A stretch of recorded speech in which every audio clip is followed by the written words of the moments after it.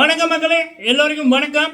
So இந்த வீடியோவில் வந்து பார்த்தீங்கன்னா ரவீனா அவர்களுடைய ரசிகர்கள் ஒரு போஸ்ட்டை வந்து பார்த்துட்டு பல விடயங்கள் வந்து அவங்களோட மனசில் இருக்கு, கேள்விகளும் வந்து இருக்கு.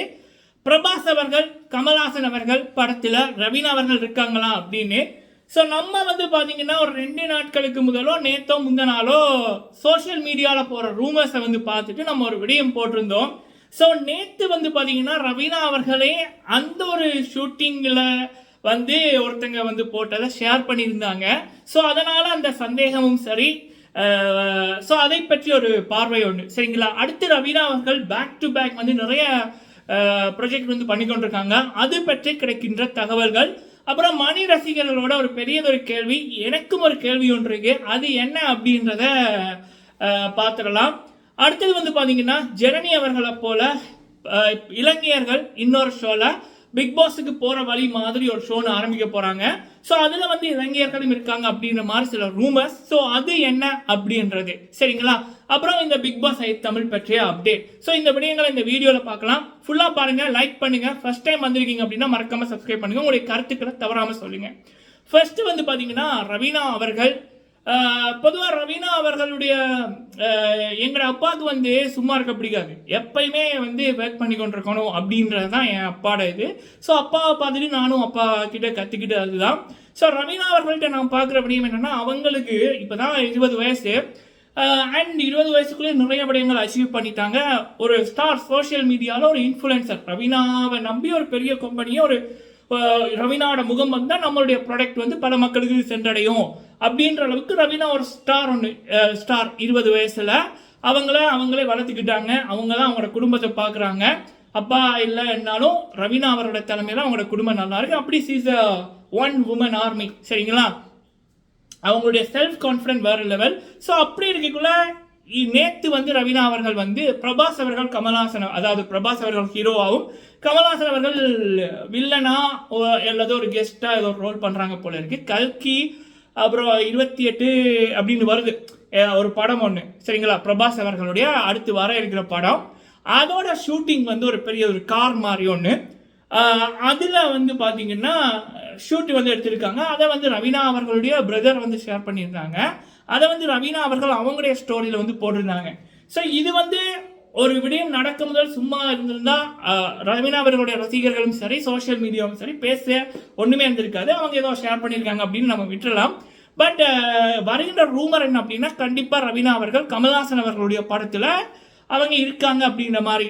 கமல்ஹாசன் 237 ஒரு ஜான் விக் ஸ்டைல் ஒரு படம், அதில் தான் அவங்க இருக்காங்க அப்படின்ற மாதிரி சொல்லப்பட்டது. ஸோ இப்போ என்னடான்னா இந்த படத்தோட இதை வந்து ஷூட்டிங்கை வந்து அவங்க ஷேர் பண்ணணும். ஒருவேளை அவங்க வந்து இதுலையும் இருக்காங்களா அப்படின்னா சந்தேகமாக இருக்குது. பட் எதுவுமே இன்னும் கன்ஃபார்மாக தெரியல. பட் வாட் எவர், ரவீனா அவருடைய ஃபியூச்சர் பிரைட்டாக இருக்குது. ஸோ வெரி திடம்.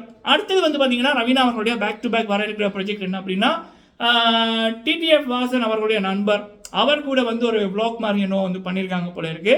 அதை பற்றிய தகவல் போகுது. அது மட்டும் இல்லாமல் அவங்களுடைய அப்கமிங் மூவிஸை பற்றிய அப்டேட்ஸ் வந்து இனிமேல் வந்து பெரிய பெரிய சேனல்ல இருந்து வரும், ஜூன் 2nd வீக்ல 3rd வீக்ல இருந்து அப்படின்றது இன்னொரு விடயம் சரிங்களா.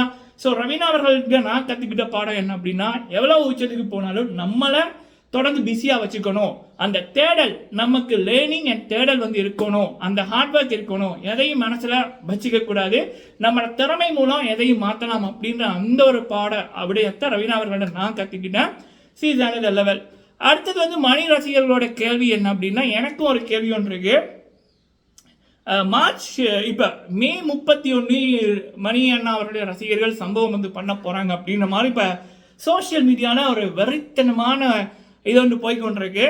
ஸோ எனக்கு அவருடைய பர்த்டேயும் வந்து மே 31 இல்லை.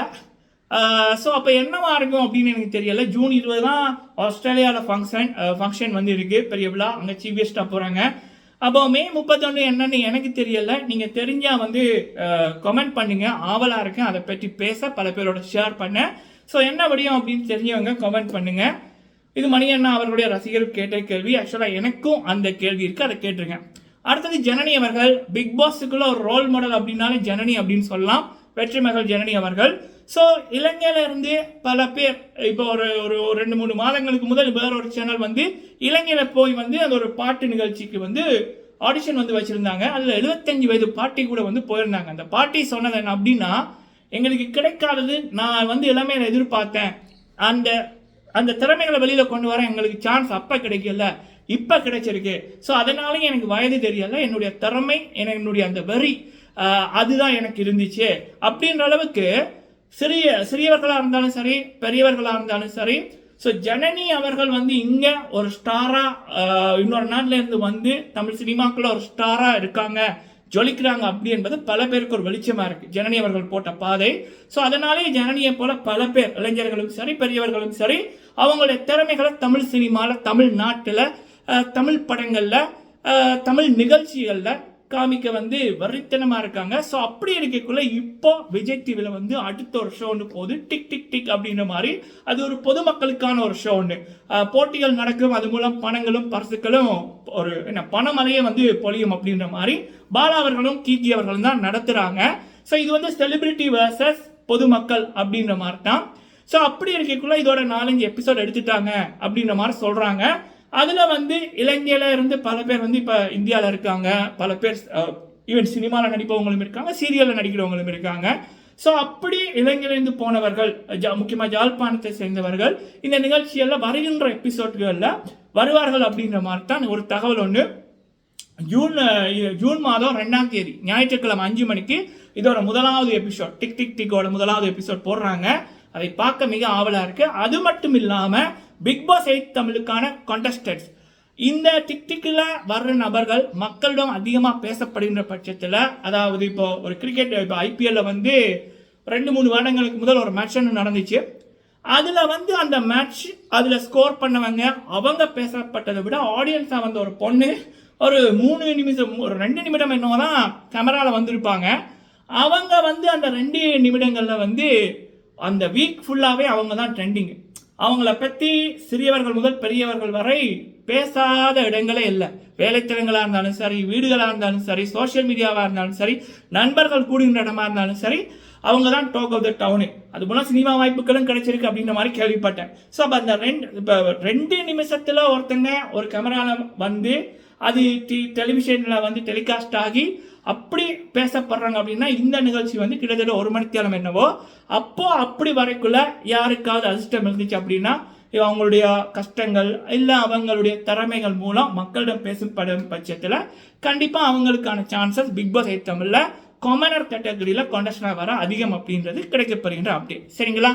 அண்ட் பிக் பாஸ் 8 தமிழ் தொடர்பாக இதற்கு முதலும் டனிஸ் வியூவில் பல வீடியோக்கள் போட்டிருக்கேன். ஸோ தேவையான நபர்கள் போய் வந்து பார்க்கலாம். சரிங்களா? ஓகே மக்களே, நீங்கள் உங்களுடைய கருத்துக்களை சொல்லுங்கள். வீடியோ பிடிச்சிருந்தா லைக் பண்ணுங்கள். நன்றி.